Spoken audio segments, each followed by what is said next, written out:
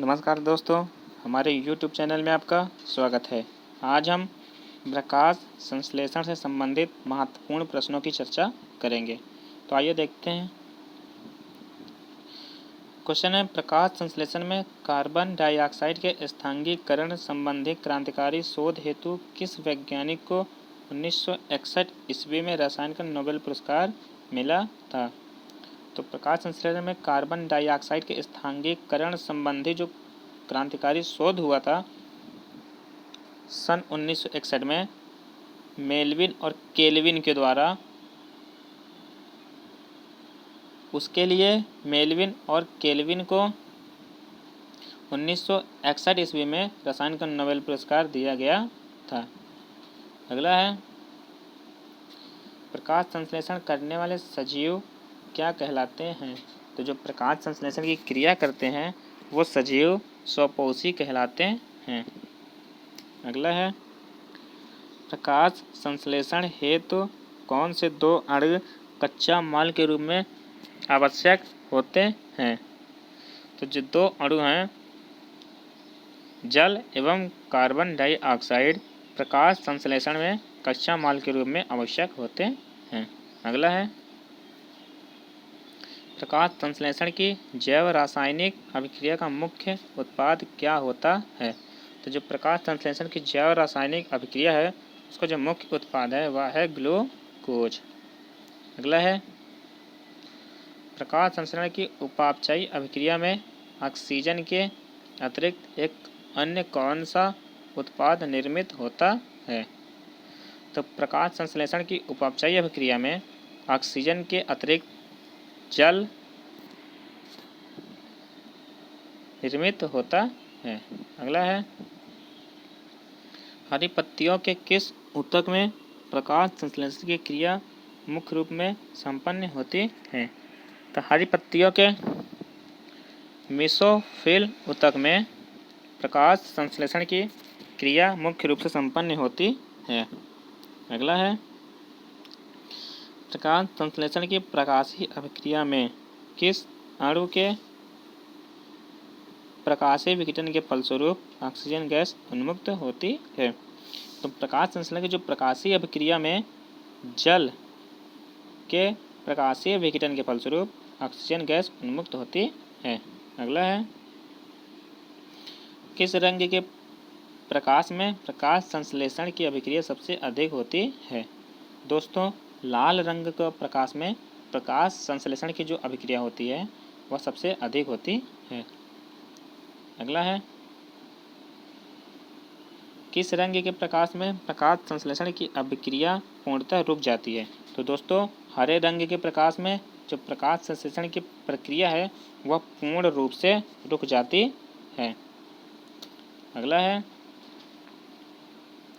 पर्णहरित क्लोरोफिल, जिसे क्लोरोफिल के नाम से जानते हैं, के पूर्ण संश्लेषण संबंधी महत्वपूर्ण अनुसंधान हेतु 1965 में रसायन का नोबेल पुरस्कार से सम्मानित किसे किया गया? तो जो पर्णहरित के पूर्ण संबंधी विश्लेषण के लिए R.V. वुडवर्ड को 1965 में रसायन के नोबेल पुरस्कार से सम्मानित किया गया था। अगला है, प्रकाश संश्लेषण की जैव रासायनिक उपापचयी अभिक्रिया में किस महत्वपूर्ण सिद्धांत के अनुप्रयोग संबंधी गहन शोध हेतु 1992 ईस्वी में रुडोल्फ मार्कस को रसायन का नोबेल पुरस्कार दिया गया था? तो प्रकाश संश्लेषण की जैव रासायनिक उपापचयी अभिक्रिया में इलेक्ट्रॉनिक हस्तांतरण सिद्धांत संबंधी गहन शोध हेतु 1992 में रुडोल्फ मार्कस को रसायन का नोबेल पुरस्कार दिया गया था। अगला है, किस अति महत्वपूर्ण अणु के संश्लेषण की एंजाइम प्रेरित क्रियाविधि संबंधी महत्वपूर्ण शोध कार्य हेतु P.D. बायर और J.E. वाकर को 1997 ईस्वी में रसायन का नोबेल पुरस्कार प्राप्त हुआ? तो एडिनोसिन ट्राइफॉस्फेट से संबंधित महत्वपूर्ण खोज हेतु P.D. बायर और J.E. वाकर को 1997 में रसायन का नोबेल पुरस्कार प्राप्त हुआ था। अगला है, पादप द्वारा कुल अवशोषित जल का कितना प्रतिशत भाग प्रकाश संश्लेषण में प्रयुक्त होता है? तो जो पादप द्वारा कुल अवशोषित जल है उसका मात्र 1% भाग प्रकाश संश्लेषण में प्रयुक्त होता है। अगला है, ऑक्सीजन के अत्यधिक सांद्रण के फलस्वरूप प्रकाश संश्लेषण की अभिक्रिया मंदित हो जाने को क्या कहते हैं? तो ऑक्सीजन के अत्यधिक सांद्रण के फलस्वरूप जो प्रकाश संश्लेषण की क्रिया अभिमंदित हो जाती है उसे हम बार वर्ग प्रभाव कहते हैं। अगला है, प्रकाश संश्लेषण सक्रिय विकिरण का तरंग दैर्ध्य परास क्या होता है? तो प्रकाश संश्लेषण का जो सक्रिय विकिरण है उसका जो तरंग दैर्ध्य परास है वह 400 से 700 नैनोमीटर होता है।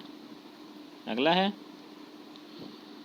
केवल C3 पादप में होने वाले उस क्रिया को क्या कहा जाता है जिसमें पौधों के प्रकाश संश्लेषी भाग में ऑक्सीजन द्वारा कार्बनिक यौगिक उपचयी होते हैं? वह कार्बन डाइऑक्साइड मुक्त होती है किंतु ऊर्जा उत्पादन नहीं होती है।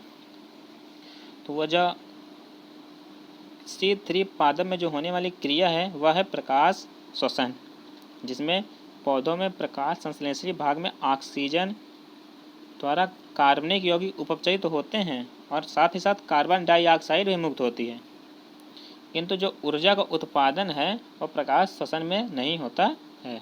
अगला है, किन दो वैज्ञानिकों ने मक्का, बाजरा, गन्ना व अमरेथस जैसे पादपों में संपन्न होने वाली C4 चक्र के पूर्ण पथ की खोज की थी? तो C चक्र के पूर्ण पथ की खोज थी वह MDH और CR स्लैक्स ने की थी। अगला है, प्रकाश संश्लेषण की प्रकाशिक अभिक्रियाओं के लिए ताप गुणांक कितना होता है? तो जो प्रकाशिक अभिक्रियाओं के लिए ताप गुणांक है वह 1 होता है। अगला है, क्लोरोफिल अणु के टेट्रावलय के केंद्र में कौन सा धातु तत्व विद्यमान होता है? तो क्लोरोफिल अणु के टेट्रावलय के केंद्र में मैग्नीशियम तत्व विद्यमान होता है। अगला है, वह कोशिकांग जहाँ प्रकाश संश्लेषण की अभिक्रिया संपन्न होती है क्या कहलाते हैं? तो जहाँ प्रकाश संश्लेषण की अभिक्रिया संपन्न होती है वह कोशिकांग क्लोरोप्लास्ट कहलाता है।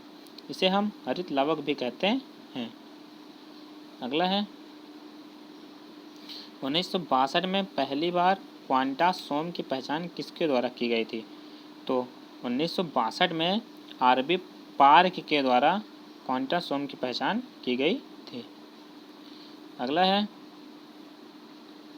हरी पत्तियों को किस संरचना द्वारा कार्बन डाइऑक्साइड गैस प्रवेश कर हरित लवक तक पहुंचती है? तो हरित जो लवक तक पहुंचती है वह हरी पत्तियों के पर्णरंध्र द्वारा कार्बन डाइऑक्साइड गैस हरित लवक तक पहुंचती है। पर्णरंध्र को स्टोमाटा भी कहते हैं। अगला है, क्लोरोफिल द्वारा प्रकाश की उपस्थिति में ATP के अणु उत्पन्न किए जाने की अभिक्रिया क्या कहलाती है? तो जो क्लोरोफिल द्वारा प्रकाश की उपस्थिति में ATP के जो अणु उत्पन्न किए जाते हैं वह फास्फोराइलेशन अभिक्रिया कहलाती है। अगला है, मीसोफिल ऊतक जिसे पर्णमाध्योतक भी कहते हैं कि किन कोशिकाओं में अन्य कोशिकाओं की अपेक्षा क्लोरोप्लास्ट अर्थात हरित लवक की मात्रा अधिक होती है? तो मेसोफिल ऊतक के पैरेंकाइमा कोशिका में अन्य कोशिकाओं की अपेक्षा क्लोरोप्लास्ट अर्थात हरित लवक अधिक मात्रा में होता है। अगला है, प्रकाश संश्लेषणी प्रक्रम में कार्बन डाइऑक्साइड के 6 अणु एवं जल के 12 अणु पारस्परिक अभिक्रिया कर ऑक्सीजन के कितने अणु उत्पन्न करते हैं? तो प्रकाश संश्लेषणीय प्रक्रम में कार्बन डाइऑक्साइड के 6 अणु और जल के 12 अणु के साथ ऑक्सीजन के 6 अणु उत्पन्न होते हैं। अगला है, हरित पादपों में पाए जाने वाले कौन से विशेष कण प्रकाश संश्लेषण की इकाई कहलाते हैं? तो जो हरित पादप में क्वांटोसोम पाया जाता है वह प्रकाश संश्लेषण की इकाई कहलाती है। अगला है, प्रकाश संश्लेषण के संदर्भ में सीमाकारी कारकों का सिद्धांत 1905 ईस्वी में किसके द्वारा प्रतिपादित किया गया था? तो जो 1905 ईस्वी में सीमाकारी कारकों का जो सिद्धांत है वह F ब्लैकमैन के द्वारा प्रतिपादित किया गया था। अगला है,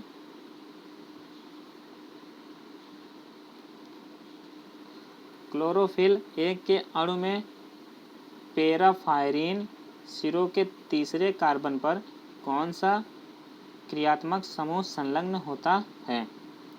तो क्लोरोफिल ए के अणु में जो पोरफायरिन सिरे के जो तीसरे कार्बन पर मिथाइल समूह संलग्न होता है। मिथाइल को हम CH3 से डिनोट करते हैं। अगला है, क्लोरोफिल बी के अणु में पोरफायरिन सिरे के तीसरे कार्बन पर कौन सा क्रियात्मक समूह संलग्न रहता है? क्लोरोफिल बी के अणु में पोरफायरिन सिरे के तीसरे कार्बन पर एल्डिहाइड क्रियात्मक समूह संलग्न रहता है। एल्डिहाइड को हम CHO से डिनोट करते हैं। अगला है, एक सामान्य पादप कोशिकाओं में साधारणतः कितने क्लोरोप्लास्ट मौजूद होते हैं? तो जो एक सामान्य पादप कोशिका होती है उसमें साधारणतः 10 से 100 क्लोरोप्लास्ट मौजूद होते हैं।